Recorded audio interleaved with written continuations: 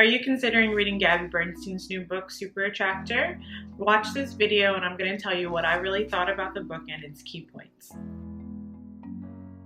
I'm Dr. Tiffany Shelton-Mariol, psychologist and owner of Conscious Life Shop. I make weekly videos on how to create a manifestation mindset. So please subscribe to my channel and hit that notification bell so you can be notified when I post every Thursday. So there's a lot of manifestation books out there that just kind of repackage and rebrand what's already been written. And so in this review, I'm going to share my honest opinion and let you know if I think it's worth buying. So as a psychologist, I'm always recommending books to my patients and also to my social media friends. So I wanted to give an honest review of this book and let you know what I think and let you know if I really think you should pick it up or not. So let's just jump right into the tips. So, spoiler alert, I really did like this book. I had quite a few things that I liked about it, and at the end I had a few critiques or wishes, if you will, that I wished were included in the book, but overall I do recommend this book, and let me tell you exactly why. The first thing I've loved about this book was that it's really easy to read, and I like the format and the way in which the chapters were written.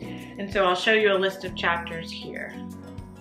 And they just really went in a really nice sequence. You can kind of tell by the titles of the chapters here that they flowed really nicely together and they kind of built upon each other, which I really liked as I was reading it. The second thing that I really liked about this book was that it really calls for us to be realigned with spirit. And I think this is an important thing that is being left out of the psychology world as a psychologist, but also kind of left out in the manifestation world. Can focus a lot on being joyous and getting what we want, but the spirituality part can be left out a lot of the times. And I really liked how she really outlined this and called it out very explicitly, the need to have a spiritual connection. So in her chapter, Lift the Veil, she talks about us being spiritual beings, having a human experience, which is a common concept, but I like the way she aligned it with manifestation and being a super attractor. She also talked a little bit about spiritually aligned action, which was kind of a practical way to manifest using spirit. And so the steps of spiritually aligned action as she details it is, the first step is inspiration and service. So you want to be inspired and have an intention of service for whatever it is that you are wanting. You want it to inspire you and to serve others. The second step is to believe. So you want to believe that it's going to happen. Let it go. Let the how go. You want to say this or something better. The third step is take action aligned with spirit. So as you're taking action, be aligned with your higher power and your higher self. And the fourth step is to have patience. She also calls us to realign with spirit through things like prayer and spirit guides.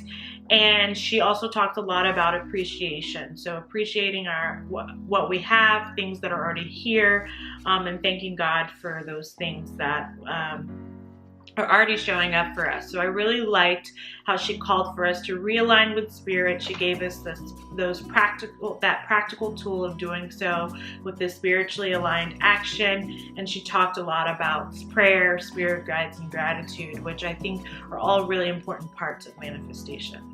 If you also appreciate the spiritual aspects of manifestation, please write manifesting in the comments so I know that's something that you appreciate as well, and maybe I can do more tips and videos on how to become spiritually aligned as you manifest in the future. The third thing that I really liked about this book is what I would call the emotional empowerment that she infused into the book. So she talked a lot about a method called choosing, again, kind of choosing joy, choosing to be happy. She gives some details on how to do so. It's really similar to my practice that I use called ATM, which is in my Overcoming Limiting Beliefs video, which I will put up in the description below.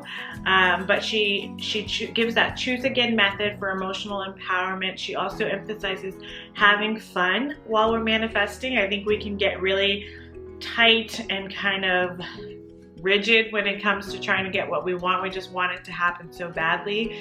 And she really prioritizes this joy and having fun. She also gives something else called the emotional guidance scale.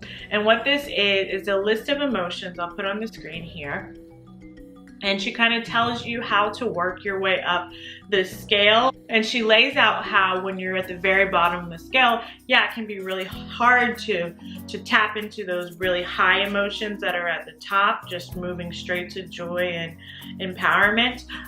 But she lays out this emotional guidance scale, which is from Abraham Hicks, I believe, on how to slowly work your way up. And that for me is a really empowering tool, and I was happy that she included that in the book. Fourth, I really loved her discussion of the various ways that we block our own abundance, because a lot of times we're the ones that are getting in our own ways. One of the blocks she talks about is envy, and envy being a part of judgment, even though we may not think of it as so, and how that kind of blocks our abundance. And she goes into details into how she overcame that. She also talks about having a scarcity mindset and how that blocks our abundance. Scarcity mindset is part of one of the limiting beliefs that I talk about in one of my videos, which I'll also link below. It's my examples of limiting beliefs video, how they're blocking our abundance. And she really lays out various ways that we have blocks. One of them is, another one that I really liked was forcing. So in her chapter, Attract More, Do Less, she talks about how we can flow more into our abundance and stop forcing and allow it to come more in our lives.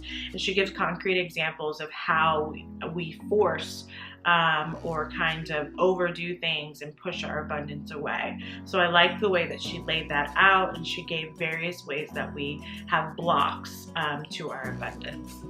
And stay tuned as far as forcing is concerned. I do have a video coming up in a couple of weeks about how to attract money effortlessly that you're not going to want to miss. So make sure you're subscribed to my channel so you can see that video as well. So as far as critiques go, these are more wishes, things that I wish she would have included in the book. She talks about affirmations a lot in her book, and as a psychologist, I know the research on affirmations, and we know that they only really work when we believe them, and they don't really work. Actually, they work against us when we have some underlying resistance to the affirmations that we use. And I wouldn't, she slightly mentioned this, but I wish she would have included more on how to develop affirmations that we actually believe in, and how to circumvent or what to do instead when we're having a difficult time believing in them. I actually do have more information on this because I was really interested in affirmations as a psychologist. Do affirmations really work? I have a video on that and what to do instead that I'll also link below for you guys. But that was just one of the wishes that I had, is that she had included more information on the truth behind affirmations. Another thing that I had wished is that she didn't rely so heavily on Abraham Hicks. Because I do study manifestation a lot, I already know a lot of Abraham Hicks teaching. So when I read a new book, I'm hoping to learn something new. And I felt like there was a lot of reiteration of Abraham Hicks and the law of attraction. And I wish she would have put more of her own perspective on this philosophy instead of relying as heavily as she did on Abraham Hicks. But again, I did like her interpretations and how she uses Abraham Hicks methods in her own philosophy and to manifest her life. So that's like a either or kind of thing. Another thing that I wish, since I do talk about attracting money and helping people that are go-getters manifest their dreams, I wish she would have talked a little bit more about how she used manifestation in the beginning of her career. She had a great story about it, about how she got in the New York Times when she was first coaching. I would have loved more stories about that and how she did it when she was more, you know, not to quote Drake, started from the bottom, but when she started from the bottom. She talked a lot about examples about now that she's here and her team, and a lot of things that were a little bit maybe difficult for someone who is still on the uprise or still learning how to use these tools to manifest, although they were useful. and understanding the tenets of manifestation, but I really wish she would have talked a little bit more about how she used it before she became so successful. And the last wish that I had is that she didn't focus so much on overcoming fear. I know for many people that struggle with anxiety, fear is probably the main emotion that they are going to have to struggle with and deal with, but it's not the only base emotion. As a psychologist, I know that there's sadness in particular is another emotion that people struggle with on a really foundational level. So she treated fear as like the foundation emotion to a lot of resistance, but there can also be other emotions with other strategies that I wish she would have talked about as well. So those were the main things that I loved and wished I had more of about the book. That was my true opinion about the book Super Attractor.